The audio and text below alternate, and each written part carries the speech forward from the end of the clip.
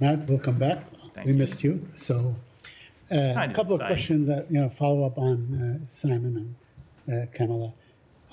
First of all, on the talks itself, you said that the Hamas's response was late in coming, but the resolution at the Security Council was on Monday. The response was on Tuesday, almost like 24 hours and so on. I don't think the clock started with the UN Security Council resolution. It started with the proposal being delivered to them, which was 12 days before their response. On the issue of the response, now we're a bit confused because the National Security Advisor, Mr. Sullivan, said actually they were minor. Most of in fact, all the suggestions by Hamas or the amendments were quite workable, quite doable. Now we heard something different. That is not what he said, but go ahead. Okay. He said a number of them were minor, some were problematic. Well, that's my question actually. But the secretary said that there are some workable and some are not workable. Can you share with us some of these things that are not workable, for instance? No, I cannot. I'm not going to get into the details of that from here. I think it's appropriate to conduct a public negotiation.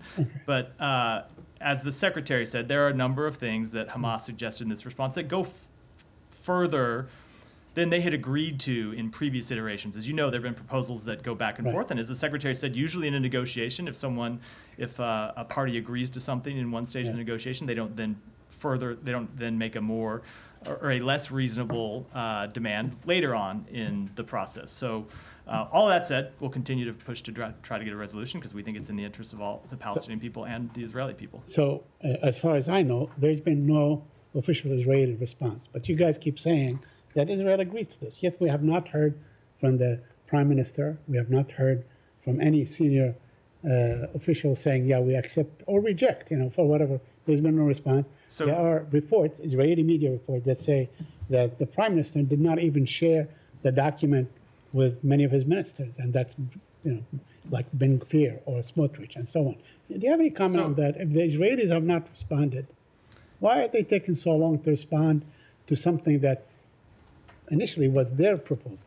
Why are they taking a long time? The Israeli government does not need to respond to its own proposal. It's their proposal. But in terms of support, for this, to be clear, in terms of support for that proposal, two things. Number one, it's not true that the Israeli government hasn't come out and said it was their proposal and they supported. They did do that. They did that in the days immediately after. There were advisors to the Prime Minister that came out and said that publicly. Number two, the Secretary discussed this directly with the Prime Minister himself on Tuesday when we were in Israel, and the Prime Minister reaffirmed his support for the proposal. So it's simply not true. Statement, did he support it? In a direct conversation with, but in a direct conversation with the Secretary laid publicly. But Saeed, again, there are officials from the Israeli government who have come out and said that as well. Okay, but then clear it for us, because at least I'm confused on the issue of the first phase and the second phase and so on.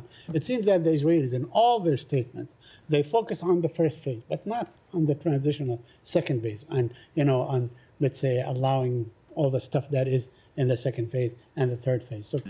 But as I said, we are committed to continue to work on this because it is so vitally important to the people in the region. Okay, just a couple of follow-up. There's been a UN report detailing Israeli war crimes during the first month of the war. Have you seen the report?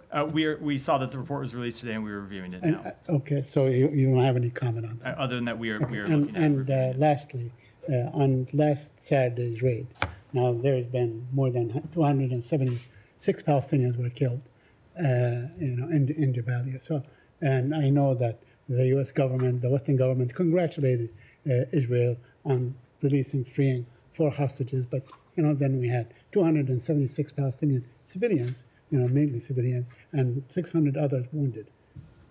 How do you respond to this kind of enormous death toll?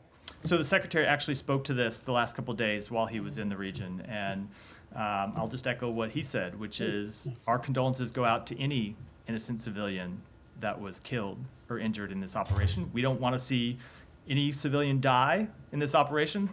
That's one of the reasons why we're pushing for a ceasefire, is to stop the suffering that is happening every day in Gaza.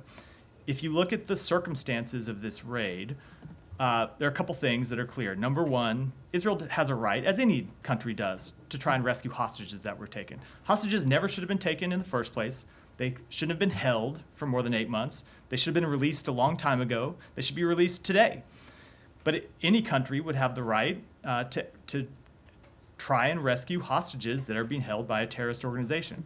That's the first thing. The second thing that's clear is that in the course of executing that raid, there was an intense firefight between Israel and Hamas. And I think that's important to note, that it wasn't just Israeli soldiers firing as they executed that raid. It was Hamas firing at them, and of course there was a crossfire. Of what apparently, by all accounts, was a very intense firefight between Israel and Hamas. And as a result of that very intense firefight, seems like more than 200 people died, and that is an immense human tragedy. But that is why we are working so hard to get a ceasefire, to stop that kind of human tragedy, both for Palestinian people and for the hostages that continue to be held, and for the families of hostages who continue to worry about the safety of their loved ones.